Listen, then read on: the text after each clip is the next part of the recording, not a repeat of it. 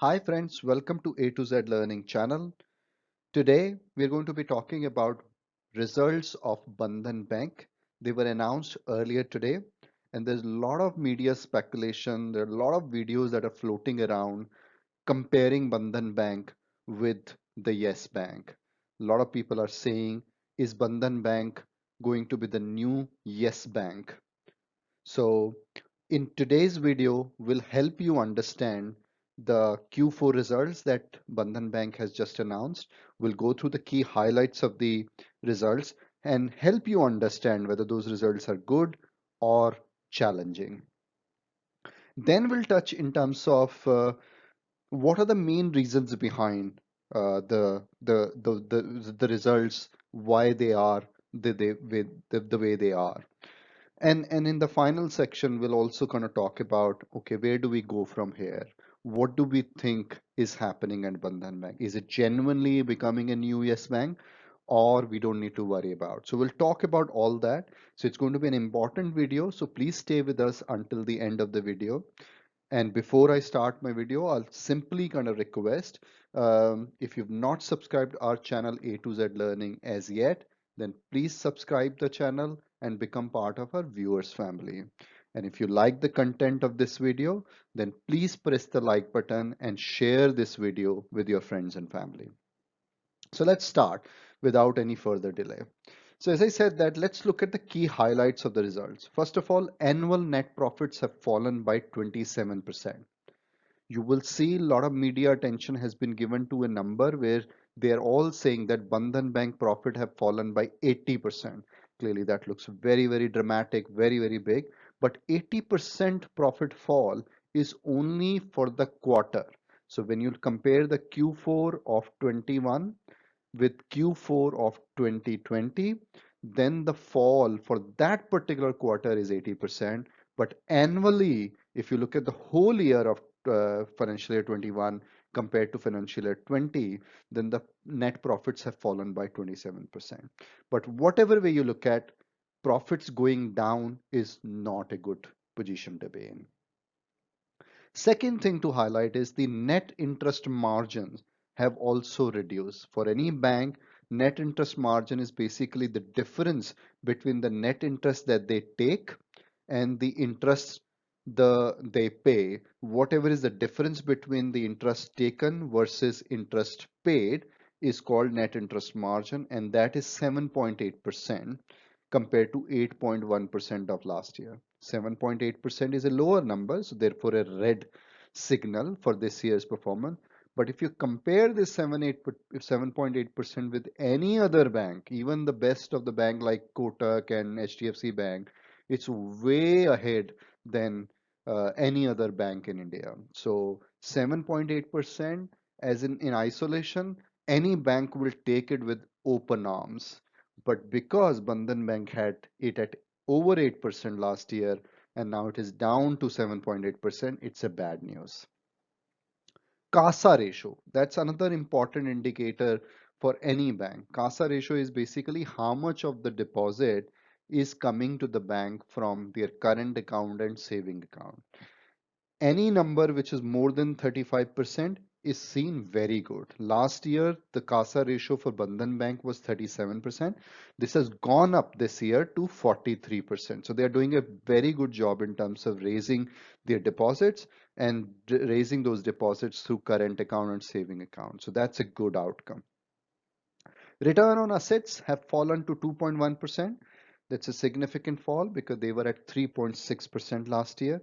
That's a number that we need to be kind of mindful of. Then the capital adequacy ratio, again, it's a very solid number, still 23.5%, but it is less than last year when it was 27.4%. And the last number, last key indicator is the net NPA, that is non-performing assets for the bank. Last year, that number was 0.6%. This year, it has gone to 3.5%. So that is the number which is an issue for Bandhan Bank, I believe. And this is mainly on account of, I think, few reasons, and we'll talk about that in a minute. But 3.5% is a net NPA is a scary number, alarming number. anything, anytime when a bank NPA, net NPA number is more than 1%, it's seen as an alarming signal. And they were doing really well up until last year when they are at 0.6%, but this year they have gone to 3.5%. So as you have guessed through the two numbers, the main reason their results are poor is because they have done high level of provisioning, high level of write-off. In fact, from their microfinance book of business, which is their main business, and bulk of that business comes to them from a West Bengal and Assam states. And both states, as you would recall, as part of their election promise, committed that they will be waiving those loans for the micro entrepreneurs, small entrepreneurs. So Bandhan Bank is probably already anticipating that they'll have to write off some of these losses. So they've already provided for it. So you could say this that they are proactively kind of stating their profits at more realistic level. That's the reason they have almost taken a write-off or provisioning of almost 2,000 crore in this quarter.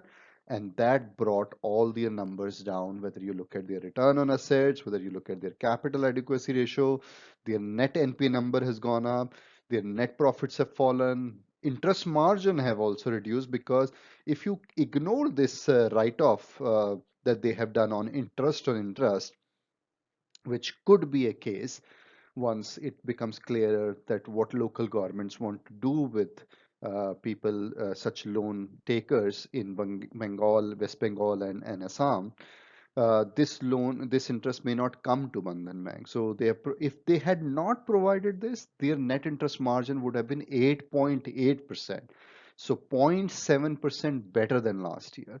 So clearly the whole bad thing, the red thing that is appearing on the Bandhan Bank is all down to this 2,000 crore of write-off provisioning that they have done for their microfinance business. And most of this is from West Bengal and Assam. I would say out of 2,000 crore, almost 1,700 crore is from those two states. So it's a big hit, which was anticipated, but they have done it. They had the profitability, so they could absorb all these write-off, all these provisioning this quarter in this year. Management feels confident on the back of this provision that they have done that for financial year 22, now they are set very, very nicely. There's no additional risk. They will be well prepared to kind of sail through, even if there are surprises that come from COVID wave 2 or wave 3, as people are predicting.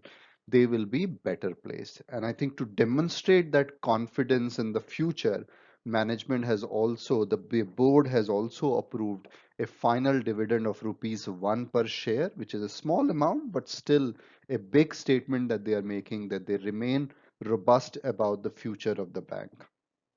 I believe the stock price has already reflected, has already anticipated some of this bad news because those election promises were known to the market, and with now government in situ, it's just a matter of time that some of these things will hit the banks. So what does it mean? When I look at the stock price and look at the performance of the stock in last 1 month, already the stock has corrected by 18%. So it has gone down by almost 18%. It was just about 360 level a month ago, and now it's just under 300. So significant reduction has already taken place. But is it the end? Nobody knows that. Market could still kind of punish more this stock. But I feel given the reduction that the stock has seen, some of the bad news that has been now made public in this result, through the result, was already known to the analysts, was already known to the market, and they've already factored that in the pricing.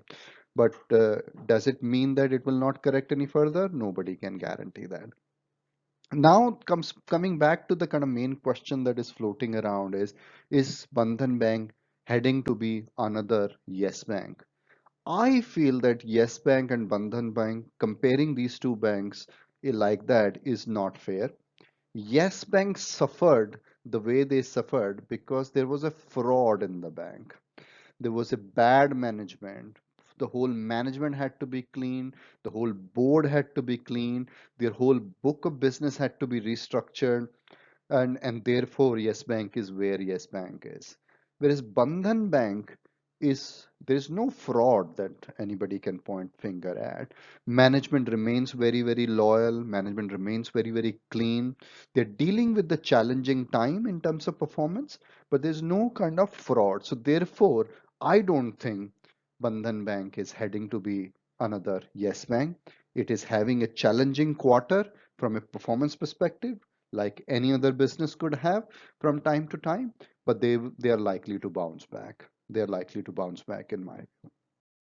So I hope this short video about Bandhan Bank's results help clarify some of the doubts, some of the myths that are floating around the Bandhan Bank result. Hopefully, the content of this video has been helpful for you to better understand what has happened in their result and what is the future outlook for this bank.